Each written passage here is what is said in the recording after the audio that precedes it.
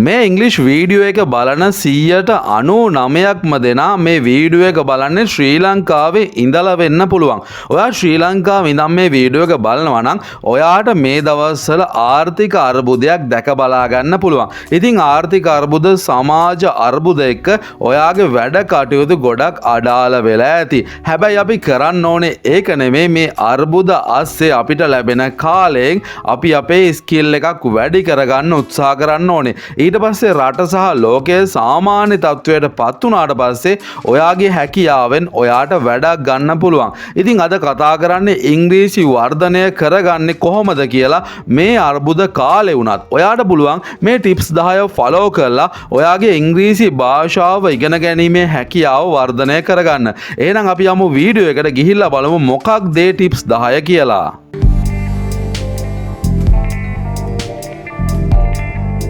Tip number 1. Build your vocabulary. ඔයාගේ vocabulary එක කියලා කියන්නේ ඔයාගේ වචන ටික. ඔයාට භාෂාවක් කතා කරන්න අවශ්‍යම සරලම දේ මොකක්ද කියලා අහුවොත් එහෙම ඔයාට කියන්න පුළුවන්. නැත්නම් ඔයාට හිතා ගන්න පුළුවන් වචන තමයි අවශ්‍ය. හිතන්නකෝ ඉංග්‍රීසි භාෂාව නැතුව වෙන භාෂාවක් ඔයා කතා කරනවා කියලා. ඔයාට මොනවා හරිම දෙයක් කතා කරගන්න පුළුවන් වෙලා තියෙනවා වචන දන්නවා නේද? අන්න ඒ නිසා තමයි ඒක අංක 1 විදිහට දාලා තියෙන්නේ. කොහොමද වචන ඉගෙන ගන්න? මම ඔයාට පොඩි ටිප් එකක් ලබා දෙන්නම් මම පාවිච්චි කරපු. ඔයාට පුළුවන් ඕනම තැනකින් අලුත් වචන කිහිපයක් ඉගෙන ගන්න. මුලින්ම මේ වචන ටික ඉගෙන ගත්තට පස්සේ ඒ වචන ඔයා ශබ්ද නගලා කියවන්න ඕනේ. ඔයාට පුළුවන් ඩික්ෂනරි එකක් පාවිච්චි කරලා හරිම ශබ්දය හොයාගන්න. ඔයා පොතකින් මේ වචන ගන්නවා නම් ඔයාට පුළුවන් ඒ වචන යටින් ඉරක් අදින්න. අපි කියන්නේ අන්ඩර්ලයින් කරන්න කියලා. ඊට පස්සේ ඔයාට පුළුවන් මේ වචනය ඩික්ෂනරි එකේ දාලා සර්ච් කරලා බලන්න. ඊට පස්සේ ඔයාට පුළුවන් මේ වචනයට සම්බන්ධ තව වාක්‍ය රටා, තව දේවල්, තව වචන දේවල් ඔයාට හොයාගන්න. ඔයාට පුළුවන් මේ වචනයේ මීනින් එකත් එක්ක ආපහු සැරයක් කියන්න. මේක අපි පොඩි ප්‍රැක්ටිස් එකක් විදිහට ගත්තොත් එහෙම ඔයා දවසකට අලුත් වචන 5ක් ඉගෙන ගන්න. එහෙම කළොත් ඔයාට පුළුවන් මේක සතියක් වෙද්දි 35ක් දක්වා වැඩි කරගන්න. මුලින්ම කරන්න ඕනේ අද දවසේ වචන 5 විතරයි. ඔයා මීට වැඩි ඉගෙන ගන්න try කරන්න එපා. ඔයාට එහෙම කළොත් එපා වෙයි. අපි හිතමුකෝ මේ වැඩේට ඔයාට යන්නේ දවසකට විනාඩි 30යි නම් ඔයාට සතියකට ගත වෙන්නේ පැය 3මාරක් වගේ කාලයක්. ඉතින් හරිම පොඩි කාලයක් තමයි මෙහෙම කළොත් ඔයාට මේ වැඩේට ගත වෙන්නේ. ඒක නිසා ඔයා try කරන්න දන්න වචන නෙමෙයි අලුත් වචන 5ක්වත් එක දවසකට ඉගෙන ගන්න. සතියකට වචන 35 ගානේ මාසෙකට වචන 140ක් 150ක් වගේ ඔයාට ඉගෙන ගන්න පුළුවන්. අවුරුද්දක් විතර මේක කරගෙන යනකොට ඔයාගේ වචන සමූහය vocabulary එක ගොඩාක් වර්ධනය වෙයි. Tip number 2. Speak English. ඉංග්‍රීසියෙන්ම කතා කරන්න උත්සාහ කරන්න.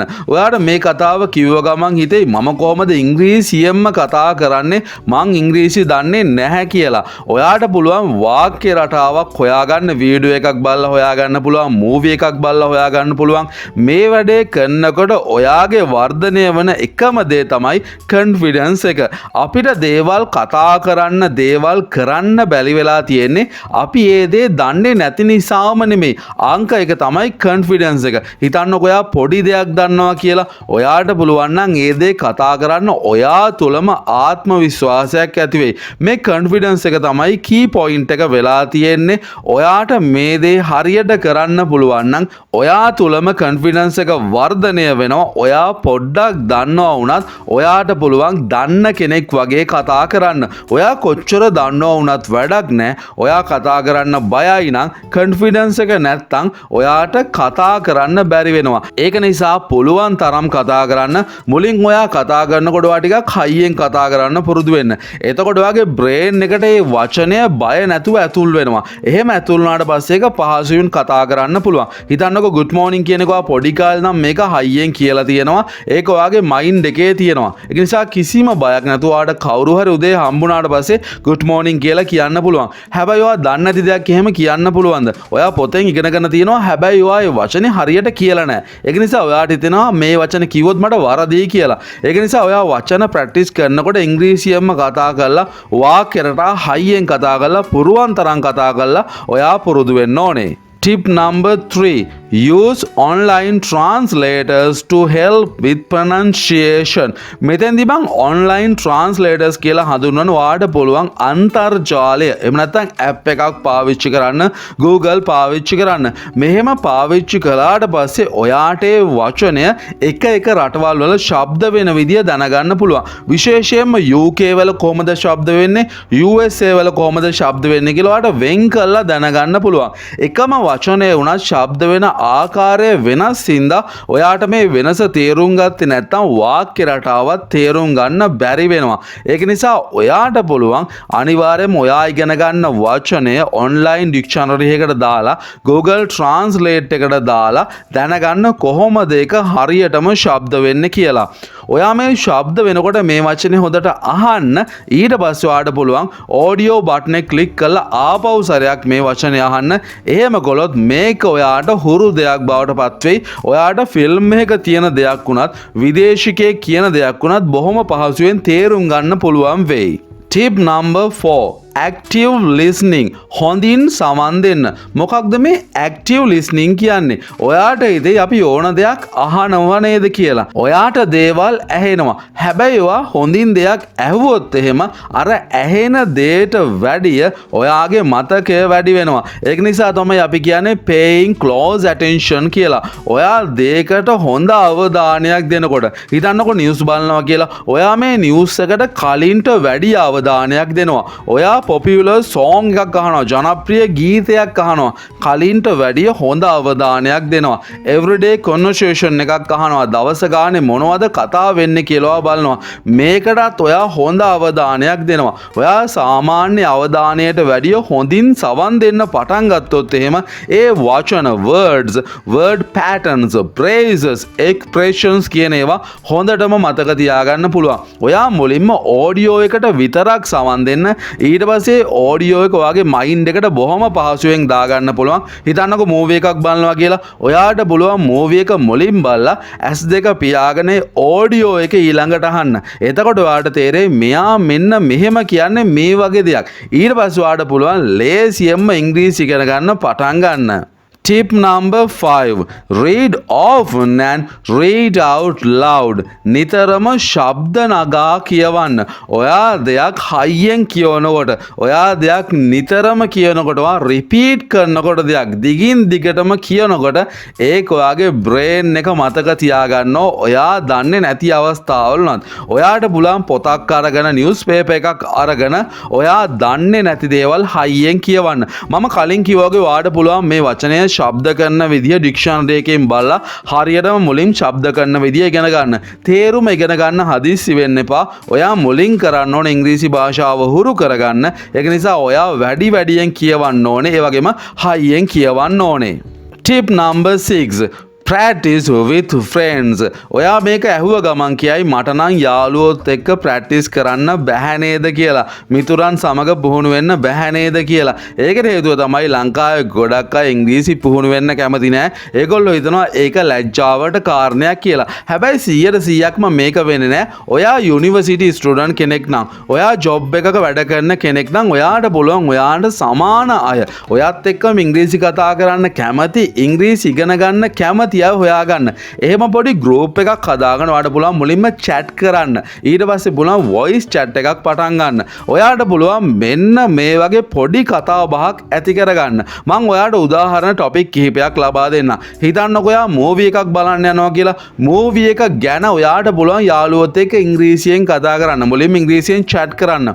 ඊට පස්සේ eating at a cafe.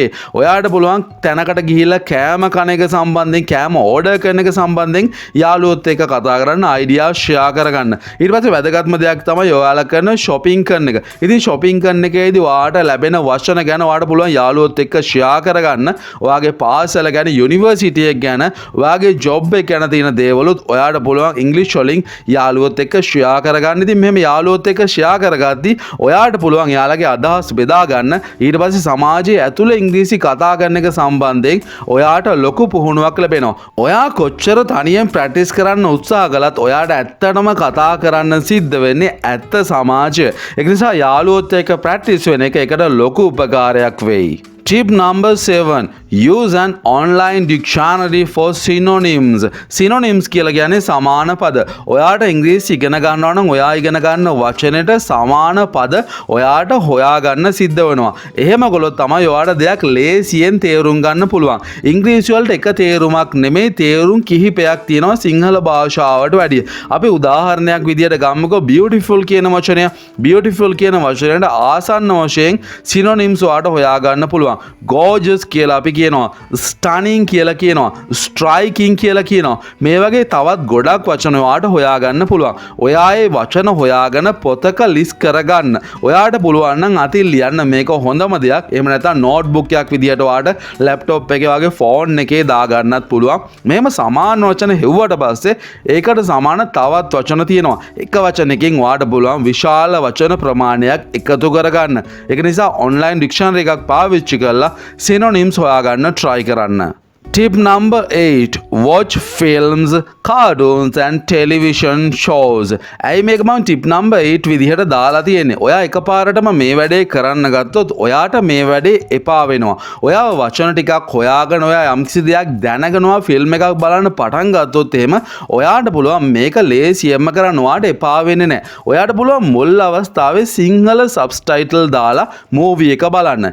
ඊට පස්සේ ඔයා English subtitle දාලා movie එක බලන්න. අන්තිමට කිසිම සබ්ස්ටයිටල් එකක් නැතුව මූවී එක බලන්න. ඔයා එකම මූවී එක මේ විදිහට 3 පාරක් බලනකොට ඔයාට සිංහල තේරුමයි ඉංග්‍රීසි තේරුම නැතුව ඔයා කොහොමද මූවී එක තේරුම් ගන්න කියලා ඔයාට ලොකු අවබෝධයක් ලැබෙයි. මේ විදිහටම ඔයාට පුළුවන් කාටූන්ස් වලට ටෙලිවිෂන් ෂෝස් වලට මේ වැඩේ කරන්න. එහෙම කළොත් ඒ පුද්ගලයා කතා කරන විදිය, ෆේෂල් එක්ස්ප්‍රෙෂන් එක, ඒ වගේ දේවල් වලිනුත් ඔයාට පුළුවන් වචනය තේරුම් ගන්න. හිතන්නකො දෙයක් ටිකක් සැර විදිහට කියනවා කියලා ඒගොල්ලන්ගේ ටෝන් එක වෙනස් වෙන විදිහත් ඔයාට පුළුවන් තේරුම් ගන්න මූවීස් බලන එකෙන්. ඉතින් මේක ගොඩක් ප්‍රායෝගික වැඩක්. හැබැයි ඔයා මේ වැඩේ කරන්න ඕනේ යම්කිසි දුරකට හරි ඉංග්‍රීසි භාෂාව ඉගෙනගෙන. එහෙම නොකළොත් ඔයාට මූවීස් බලන එකත් ඉක්මනටම එපා වෙයි. Tip number 9. ඔයාට මේ ටිප් එක කිව්ව ගමන් ඔයාට හිතේ මේක නම් කරන්න අමාරු වැඩක් නේද කියලා. Plan a trip to an English speaking country. ඉංග්‍රීසි කතා කරන රටකට යන්න සැලසුම් කරන්න. ඔයාට පුළුවන් මේ වෙනුවට ලංකාව ඇතුළෙම ක්‍රමයක් පාවිච්චි කරන්න. ගොඩක් විදේශිකයෝ එන තැන් තියෙනවා. ඔයාට පුළුවන් ඒ විදේශිකයෝ එන තැන් බලලා ඒ පැතිවල සංචාරය කරලා ඒගොල්ලොත් එක්ක කතා කරන්න try කරන්න. මෙහෙම කරන එකෙන් ඔයාට වාසි දෙකක් ලැබෙනවා. පළවෙනි දේ තමයි ඔයාට ඇත්තටම ඉංග්‍රීසි කතා කරන කෙනෙක් එක්ක කතා කරන්න අවස්ථාවක් ලැබෙනවා. දෙවැනි කාරණය තමයි ඔයාට දුක් වෙන්න දෙයක් නැහැ මිස්ටේක් ගැන. ඔයා වැරදි කරන එක සම්බන්ධයෙන් ඔයාට දුක් වෙන්න දෙයක් නැහැ. හිතන්නකො ලංකාවේ කෙනෙක් එක්ක කතා කරනවා කියලා ඉංග්‍රීසි දන්න කෙනෙක් එක්ක කතා කරනකොට ගොඩාක් දුරට අපිට වැරදුනොත් එයාලා hina වෙනවා. හැබැයි විදේශිකයෙක් එහෙම hina වෙන්නේ නැහැ. ඔයාට පුළුවන් ඒ වාසියත් ලබාගෙන වැරදි හරි ඉංග්‍රීසි කතා කරන්න. ඉංග්‍රීසි කතා කරන අය ඉන්න තැනකට ගියොත් එහෙම රටකට යන්න try කරන්න. එහෙම බැරි නම් ලංකාවේ ඇතුලේ හරි විදේශිකයෝ ඉන්න තැනකට ගිහිල්ලා ඔයාගේ ඉංග්‍රීසි භාෂා හැකියාව එයාලත් එක්ක කතා කරලා වර්ධනය කරගන්න try කරන්න. Tip number 10. Set goals. අපි ඉලක්කයක් ඇති කරගත්තේ නැත්නම් අපිට ගමනාන්තයකට ළඟා වෙන්න බෑ. ඉලක්ක ආකාර දෙකක් තියෙනවා. Long term goals සහ short term goals. Long term goal කියන්නේ දීර්ඝකාලීන ඉලක්ක. දීර්ඝකාලීන ඉලක්කය තමයි ඉංග්‍රීසි ඉගෙන ගන්න එක. ඉතින් මේ ඉංග්‍රීසි ඉගෙන ගන්න එකට ඔයාට පුළුවන් කෙටි කාලීන ඉලක්ක ඇති කරගන්න. ඒ ඉලක්ක ජයග්‍රහණය කළාට පස්සේ ඔයාටම රිවෝඩ් එකක් දෙන්න. හිතන්නකෝ කෙටි කාලීන ඉලක්කයක් තියෙනවා ඉංග්‍රීසි වචන 1000ක් ඉගෙන ගන්න. ඔයා මාසයක් ඇතුළත ඉංග්‍රීසි වචන 1000ක් ඉගෙන ගත්තොත් ඔයාට පුළුවන් රෙස්ටෝරන්ට් එකකට ගිහිල්ලා යාළුවොත් එක්ක විනෝද වෙන්න. හැබැයි ඔයාට මෙහෙම යන්න පුළුවන් ඔයා මේ ඉංග්‍රීසි වචන 1000 ඉගෙන ගත්තොත් විතරයි. ඔයාට රිවෝඩ් එකක් පේනකොට මේකෙන් දෙයක් ලැබෙනවා කියලා පේනකොට ඔයාට ඉංග්‍රීසි ඉගෙන ගන්න උනන්දුවක් ඇති වෙනවා. ඒක නිසා හැම වෙලේම ගෝල් එකක් තියාගන්න. ඒ ගෝල් එක ජයග්‍රහණය කළාට පස්සේ ඔයා රිවෝඩ් එකක් ඔයාටම ලබා දෙන්න. ඉතින් ඔයාට පුළුවන් මේ ටිප්ස් ටික ඔක්කොම අනුගමනය කළොත් ඉංග්‍රීසි භාෂාව සාර්ථකව කතා කරන්න.